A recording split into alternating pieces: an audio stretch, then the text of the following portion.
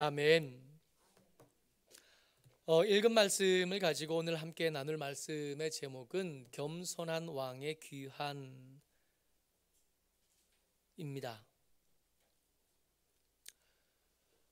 예수님이 예루살렘에 오시는 것, 그가 왕 되심을 사람들 앞에서 드러내신 것, 이날을 종려주일이라고 불러요. 승리가 있었던 날이다라는 의미입니다. 이 유대 사람들은 전쟁에서 승리했을 때 계산한 장군을 맞을 때 종려나무 가지를 잘라서 흔들면서 그 기쁨을 드러내고 그 승리를 가지고 온 그 장군과 그 왕을 환영하는 행사를 치렀거든요. 그러니까 이 예수님의 예루살렘에 입성하시는 이 모습은 승전 행렬인 겁니다. 근데 이 승전 행렬의 그 다음 행보를 아는 우리는 마냥 그저 예수님께서 왕으로 예루살렘에 오셨구나 이렇게만 볼 수 없는 거죠. 오늘은 예수님의 왕되심, 그리고 예수님께서 스스로를 왕으로 나타내시면서 우리에게 기대하시는 바에 대해서 이야기를 좀 나눠보려고 합니다. 겸손한 왕의 귀환, 그리고 예수님이 오시는데 그 오시는 모습을 누가는 어떻게 기록하냐 하면 앞에 서서 가셨다라고 기록합니다. 근데 예수님께서 예루살렘에 가시면서, 예루살렘에 들어오시면서 제일 앞에 서서 걸어가시는데 그 앞에 서서 걸어가는 그 길에 대해서 예수님 미리 말씀하신 적이 있어요. 우리가 19장을 읽는데 18장에 보면 내가 이제 예루살렘을 향해서 가는데 그 예루살렘에서 경험하게 될 일들에 대해서 제자들과 미리 이야기를 나누신 기록을 먼저 기록하거든요. 먼저 그 이야기부터 읽습니다. 앞서서 가시는데 예수님 앞에 가시는 그 길 앞에 기다리는 일들에 대해서 먼저 좀 읽어봅니다. 18장 31절부터 33절까지 같이 읽습니다. 같이요. 시작. 예수께서 12 제자를 데리시고 이르시되 보라, 우리가 예루살렘으로 올라가노니 선지자들을 통하여 기록된 모든 것이 인자에게 응하리라. 인자가 이방인들에게 넘겨져 희롱을 당하고 능욕을 당하고 침뱉음을 당하겠으며 그들은 채찍질하고 그를 죽일 것이나 그는 3일 만에 살아나리라 하시되. 예수님 예루살렘에 올라가시면 거기서 희롱당하고 능욕당하고 침뱉음을 당하고 죽을 것이다 라고 미리 말씀하신 길이에요. 모르신 게 아닌 거죠. 예수님이 당하신 고난은 사고가 아닙니다. 알고 있었던 일이고 예정되었던 일인 거예요. 심지어 예수님 말씀하실 때 뭐라고 말하냐 하면 선지자를 통하여 기록된 모든 것이라고 말씀하십니다. 그러니까 그 능력과 그 침뱉음과 그 채찍질과 그 죽음, 그 전부 다 기록된 거고 그 기록된 모든 고난이 당신에게 쏟아질 것을 알고 계셨던 겁니다. 그러니까 알고 계셨으면 좀 피할 수도 있지 않았겠나. 알고 계셨으니 좀 돌아갈 수도 있지 않겠나. 예수님 하나님이시니 하나님은 전능하시고 그 전능하심으로 좀 피해가고 돌아가고 다른 좀 더 편한 방법들도 있지 않겠나 싶은데 예수님 그 방법을 취하지 않으신 겁니다.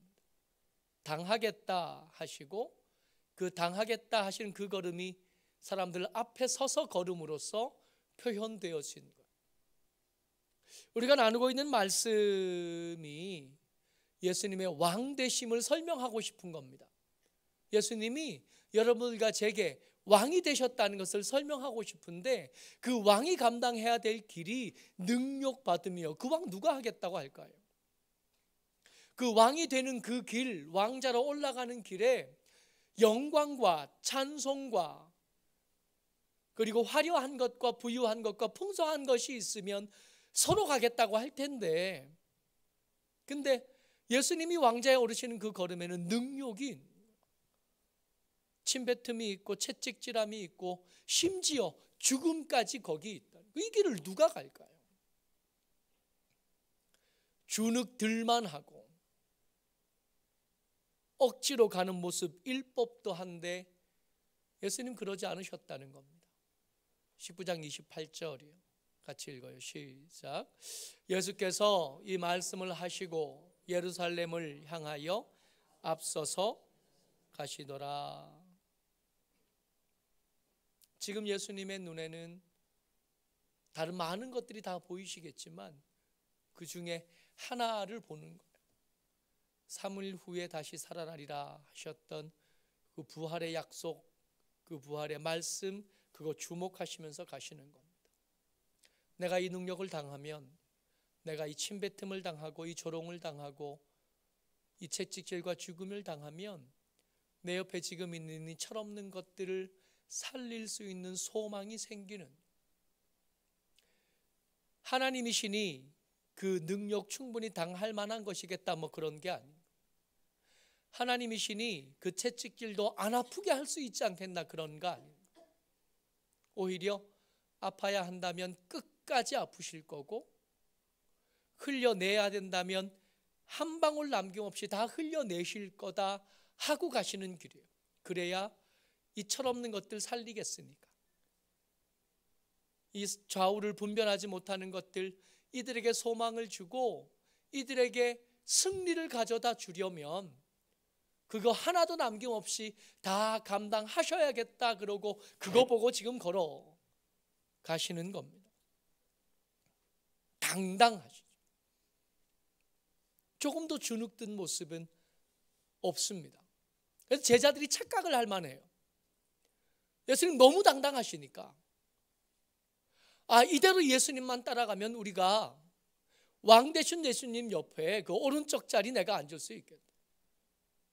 우리가 그동안은 아무것도 없이 전대 하나 가지지 못하고 여벌 옷, 여벌 신발 하나 가지지 못하고 그냥 다녔는데 이제 예수님이 왕 위에 올라가시니까 이제는 그 당당한 모습을 보니까 이제는 우리가 좀 형편이 달라지지 않겠나 그런 기대가 생길 법도 해요.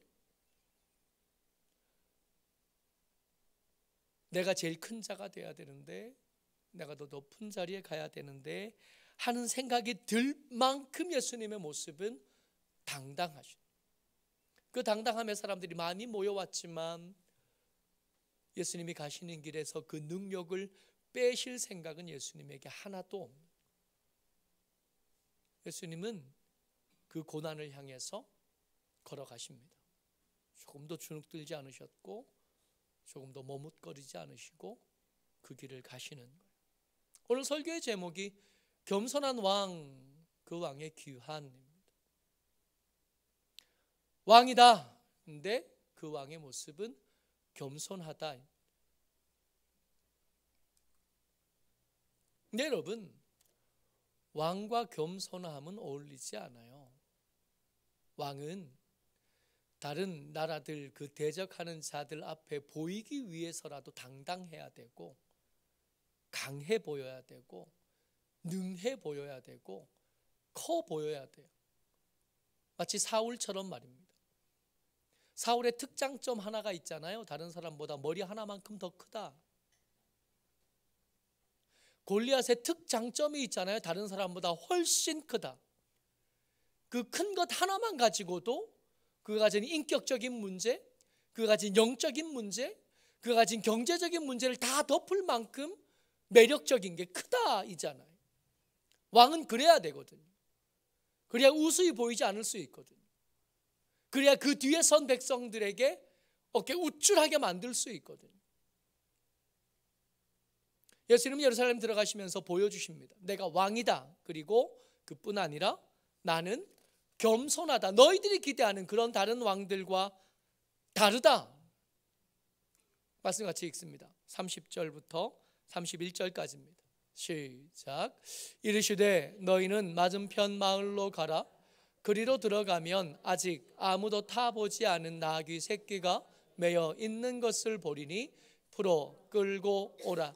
만일 누가 묻거든 말하기를 주가 쓰시겠다 하라 하심에, 이 30절과 31절 말씀에 예수님의 두 가지 모습이 드러나는데, 먼저 하나 우리가 볼 게 뭐냐면 주가 쓰시겠다 하라 말씀하셨다는 거예요. 여러분, 예수님께서 예루살렘에 처음 가는 거 아니잖아요.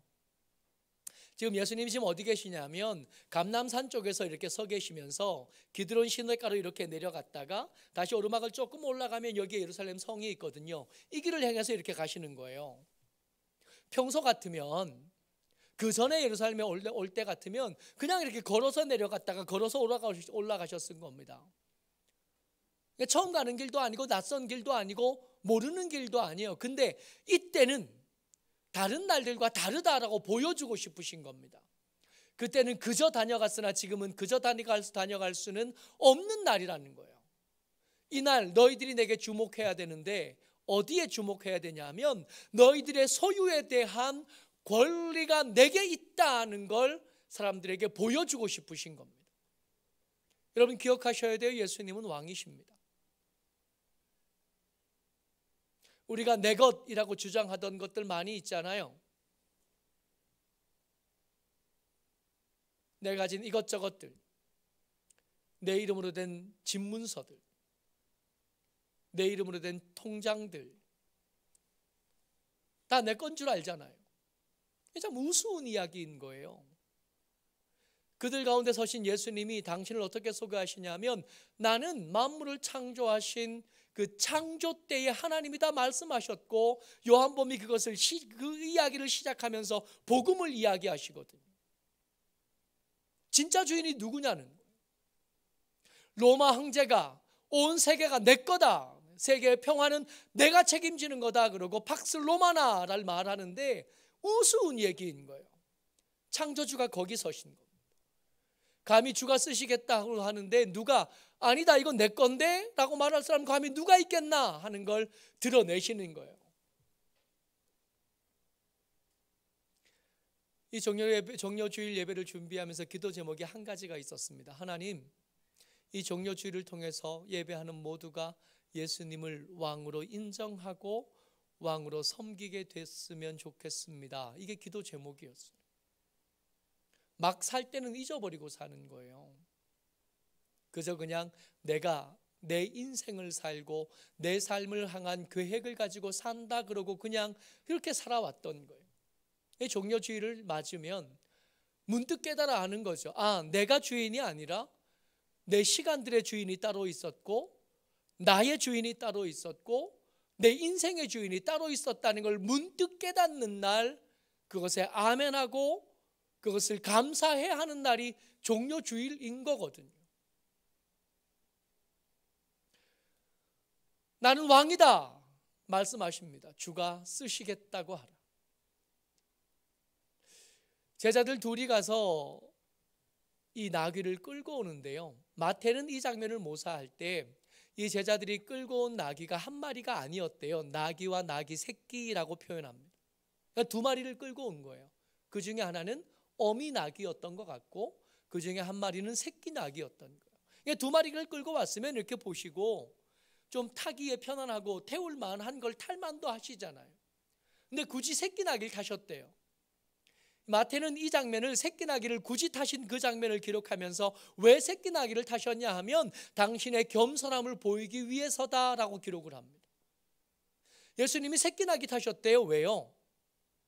당신이 겸손한 왕인 것을 너희들이 익히 알던 착취하는 왕, 너희들이 익히 아는 압제하는 왕, 너희들이 익히 알던 빼앗아가는 왕, 너희들의 아들을 병사로 착취해가던 그런 왕이 아니라 너희들의 모자란 것을 채워주는 왕, 너희들의 전쟁에 제일 앞서가서 너희들이 얻을 수 없었던 승리를 가져다 주는 왕, 너의 모자람을 넉넉하게 만들어주는 왕인 것을 보여주고 싶으셨다는 거예요.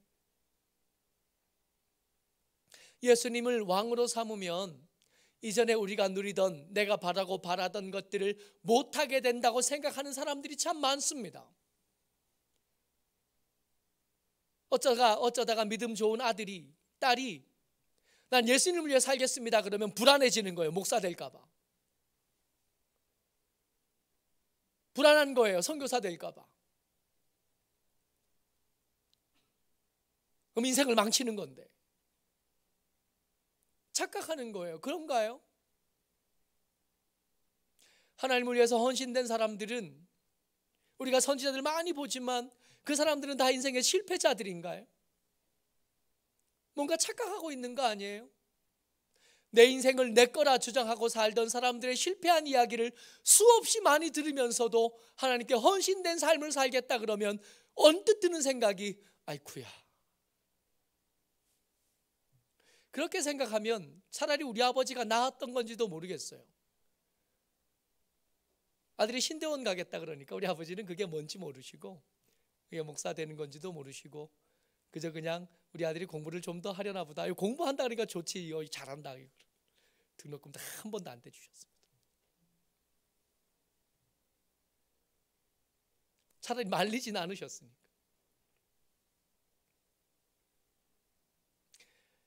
예수님이 우리의 왕이 되시면 예수님은 우리의 싸움을 대신 싸우십니다. 예수님이 우리의 왕이 되시면 예수님은 우리의 부족한 것을 메꾸실 뿐만 아니라 우리가 얻을 수 없는 승리를 가져다 주십니다. 그게 예수님이 우리의 왕이 되신다는 뜻이에요. 물론 사람들이 생각하는 넓은 길은 못 갑니다. 물론 사람들이 바라는 넓고 화려한 길은 못 가지만 그 좁은 길에서 누리는 승리에 대한 것만큼은 절대로 의심할 필요가 없게 되는, 그게 예수님을 왕으로 모신 사람들이 누리는 특권이에요. 사람들의 기준으로 잘 된다가 아닐 수는 있지만 절대로 혼자이진 않고요. 주의 지팡이와 막대기가 지키시는 삶을 살다가 기어코 목적지에 도착하게 됩니다. 그게 예수님을 왕으로 모신 사람들의 사는 삶인 거거든요.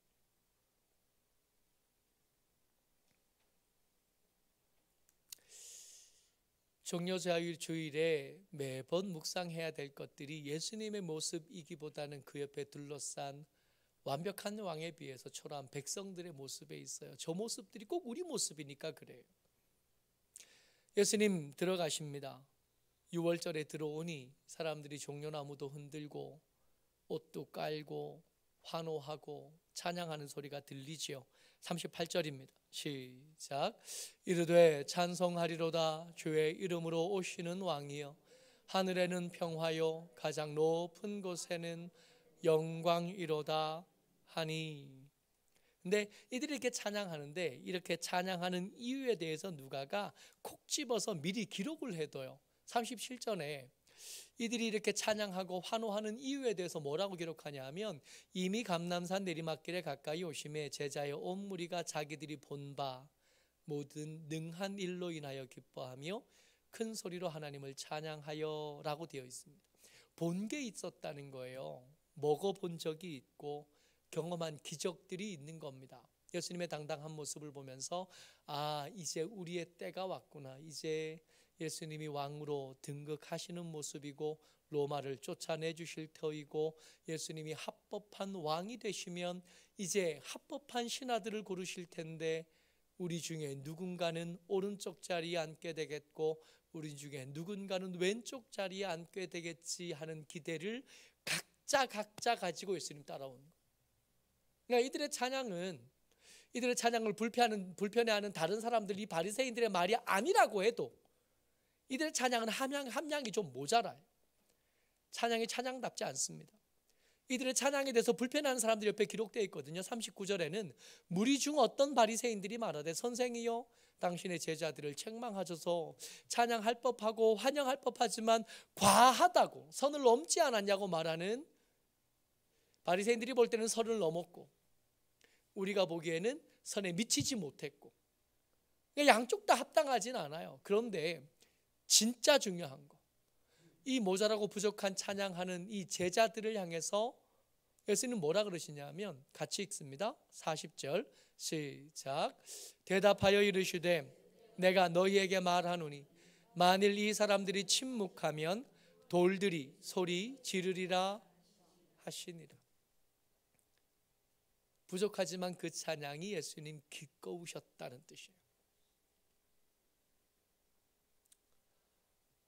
완벽한 찬양을 할 때가 오기는 할 텐데, 그렇다고 해서 지금 부족한 찬양을 못하게 할 일이냐? 그렇지 않다고 말씀하신 거예요. 여러분, 우리의 예배가 완벽해서 하나님이 받으신다고요? 우리의 찬양의 음적과 박자를 완벽하게 맞춘 찬양이라서 하나님 받으신다고요? 우리의 드리는 시간, 우리의 드리는 헌신, 우리의 드리는 헌금이 하나님 받으실 만한 충분한 것이기 때문에 하나님 받으신다고요? 만약 이런 기준으로 우리 예배를 이렇게 저울에 올린다면 우리의 평생의 예배 중에 몇 번 정도 예배라고 인정되어질까요? 아닌 겁니다. 예수님 겸손한 왕이다 그러셨잖아요. 일부러 새끼 낙이 타셨다 그랬잖아요. 그게 우리에게 왜 중요하냐 하면 우리의 부족한 것들을 메꿔 주시겠다는 뜻이라서 중요하다 그랬잖아요. 옆에서는 이 찬양이 부족합니다. 이들의 믿음이 합당하지 않고 이들의 고백이 아름답지 않아요. 그럼에도 불구하고 이들이 하는 찬양이 옳다는 겁니다. 그 찬양이 귀하다는 거예요. 이거 멈추면 돌들이라도 소리 지를 텐데 그 이상한 일 안 하고 돌들에게 찬양하는 일 양보하지 않고 찬양하는 그것만 가지고도 귀하고 아름답다고. 부족한 헌신이고 부족한 일이지만 그럼에도 불구하고 믿음으로 하는 그 일이 귀하고 아름답다고. 얼마나 귀하냐고, 얼마나 좋으냐고. 이걸 심사위원의 귀로 듣지 않으시고 아버지의 귀로 들으신 거예요. 이걸 평가하는 사람의 귀로 듣지 않으시고 엄마의 귀로 이 찬양을 들으신 겁니다. 모자라죠. 모자라지만 소리를 내는 것만 가지고도 행복하시고 그 자리에 있어 함께 손을 든 것만 가지고도 고맙다 하시는 겁니다. 여러분, 우리가 찬양을 계속해야 될 이유요, 우리가 그럼에도 불구하고 예배를 계속 드려야 되고 계속 하나님의 사람으로 부족한 모습을 있지만 계속 살아야 될 이유가 이거 있지 않겠어? 이거인 겁니다. 그럼에도 불구하고 그 찬양을 받으시겠다. 잘하는 찬양도 기뻐하시지만 버거운 중에 그럼에도 불구하고 믿음을 포기하지 못해서 절면서 나온 사람들의 찬양과 예배를 기뻐하시는 아버지 때문에 이거 계속해야 되는, 더 좋은 예배가 어떤 예배인지 몰라서가 아니라 부족하지만 그 부끄럽고 그 민망한 마음까지 가지고 와서 하는 그 찬양을 하나님 받으시겠다는, 이거 방해하지 말아라. 니들 가라. 이 약한 자, 이 가난한 자의 찬양을 막으려거든 너희들은 가라. 너희들은 안 와도 되니까 너희들은 가라. 저들 편하게 찬양할 수 있도록, 저들 편하게 예배할 수 있도록 방해하지 말아라. 그래서 우리가 예배하는 겁니다. 그래서 우리가 계속 예배할 수 있게 되는 겁니다. 부족하다고 찬양을 멈출 수는 없습니다. 주제 넘고 모자라도 예배는 계속 드려야 되고 우리의 찬양과 우리의 예배는 편들어 주신 예수님으로 온전해짐을 믿고 우리의 고백이 좀 부족하고 우리의 헌신이 좀 모자라지만 채워서 받아주실 것을 믿고 담대함으로 하나님 앞에 나아가는, 그렇게 예배하는 거죠.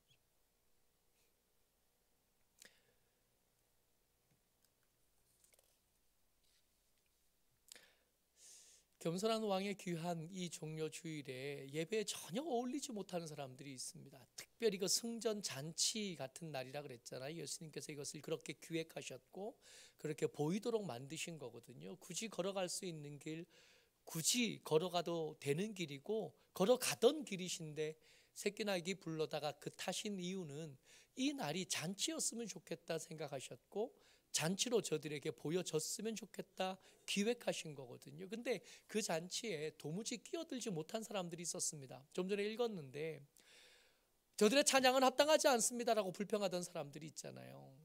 이 사람들의 이야기를 누가가 이 복음을 쓰면서 이 사람들을 등장시키고 바로 그 다음에다가 뭘 쏘느냐 하면 가까이 오사 성을 보고 우시며 그 다음 이야기를 이렇게 갖다 이렇게 붙여버려요. 마태의 기록과 다릅니다. 마가의 기록과 다르고 요한의 기록과 달라요. 그러니까 누가는 이 잔치에 전혀 끼어들지 못한 사람 이야기를 이렇게 등장시켜 놓고 바로 그 다음 얘기에 의도적으로 다른 시간대에 붙어서 있던 얘기를 여기다 갖다 놓은 거예요. 그러니까 하고 싶은 얘기가 있는 거죠. 42절부터 같이 읽습니다. 42절부터 44절까지입니다. 누가가 생각할 때 잔치에 끼어들지 못하는 사람들의 모습을 이렇게 기록한 겁니다. 같이 읽어요. 시작. 이르시되 너도 오늘 평화에 관한 일을 알았더라면 좋을 뻔하였거니와 지금 내 눈에 숨겨졌도다. 날이 이를지라 내 원수들이 토둔을 쌓고 너를 둘러 사면으로 가두고 또 너와 및 그 가운데 있는 내 자식들을 땅에 메어치며 돌 하나도 돌 위에 남기지 아니하리니 이는 내가 보살핌을 받는 날을 알지 못함을 인함이니라 하시니라. 지금 이 사람들이요, 잔치에 어울리지 못하고 그 잔치를 평가하고 저울에 올렸다가 불편해진 이 사람들, 예수님이 만드신 그 기쁨과 예수님이 섬기시는 그 겸손한 섬김에 참가하지 못하는 사람들을 향한 아버지 하나님의 안타까움을 기록하신 거예요. 저들이 지금 자기들의 노력으로 얻었다 생각하는 그 날들, 자기들의 지식과 재능으로 얻었다고 생각했던 그 높은 자리들, 그 지위들, 사실은 그들의 노력으로 얻은 게 아니라 하나님의 오래 참으심으로 허락되어진 것들이라는 걸 모르는 거예요. 그들이 곧 당할 멸망과 진멸의 날이 다가오는데 그걸 모르는 거예요. 그 진멸이 닥쳐올 텐데 그 진멸에서 나를 벗어내려면 내 능력으로 되지 않고 겸손한 왕의 도우심이 필요한, 겸손한 왕의 대신 싸워주심이 필요한, 겸손한 왕이 당했던 그 능력과 채찍질과 그 침뱉음과 죽으심이 필요하고, 그것이 아니면 이 닥쳐온 진멸에서 벗어날 방법이 없다는 걸 예수님은 아는데, 그것 때문에 안타까운데 이 잔치에 끼어들지 못한 사람들은 조무지 그걸 들을 생각이 없는, 평화는 그냥 이루어진 평화가 아니라 예수님의 십자가로 이루신 평화인데 그 의도를 도무지 깨닫지 못하고 도무지 보지 못하는, 그저 지금 누리고 있는 것들에 혹시 그 기득권을 빼앗길까 봐 그것 때문에 조바심만 내고 있지 닥쳐올 그 환난들에 대해서 아무 생각도 없는 거예요. 오늘을 이 사람들이 살고 있는데 이 오늘이 보살핌을 받는 날이라는 걸 몰라요. 그저 받은 게 아니라 어금니 꽉 깨물고 참고 계신 줄을 모르는 거예요. 그럼 눈치를 좀 살펴야 되잖아요. 아버지가 화가 났는지 어떤지를 좀 살펴야 될 거 아니에요. 엄마 안색을 좀 살펴서 지금 장난을 해도 될 때인지, 지금 좀 졸라도 될 때인지를 좀 살펴야 될 거 아니에요. 전혀 모르는 거예요. 모쪼록 저와 여러분들이 이 종려주일을 지나서 고난주간을 지나 부활절을 맞을 겁니다. 이때 우리가 기도해야 될 제목은 한 가지밖에 없어요. 하나님, 우리가 지금 보살핌을 받는 날을 지내고 있는 줄을 알게 해 주십시오. 이 보살핌을 받는 이 귀한 기회에 예수님의 왕되심이 내 속에서 아멘 되게 해 주십시오. 내가 왕인 줄 알고 내 마음대로 살지 않게 해 주시고 내 왕 되신 예수님의 말씀을 듣고 그 말씀을 따라 살게 해 주십시오. 우리의 삶이 혹 뒤틀리고 어그러져 있으면 이 기회에 바로잡게 하시고 원래 당연히 내가 있어야 될 자리에 내 삶의 자리를 옮겨놓게 하시고 내 삶의 자리를 바로잡게 해 주십시오.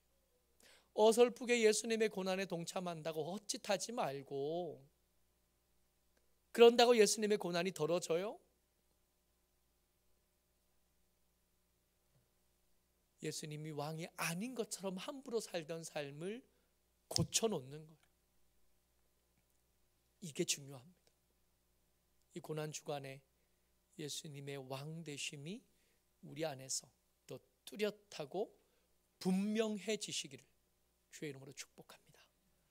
아멘. 이 시간 우리 한번 같이 기도했으면 좋겠습니다.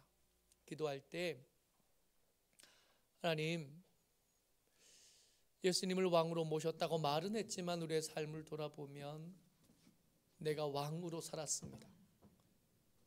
내 생각이 더 중요하고 내 바람이 더 중요하고 내 계획이 더 중요했습니다. 종료주의를 지나고 고난주간을 지나는 중에 이 어그러지고 이 뒤틀린 것들을 바로잡게 도와주옵소서. 예수님을 왕으로 모시고 그 왕 대신 예수님을 따라 삶을 살아가는 우리 모두가 되게 해달라고 우리 잠깐 같이 기도합니다.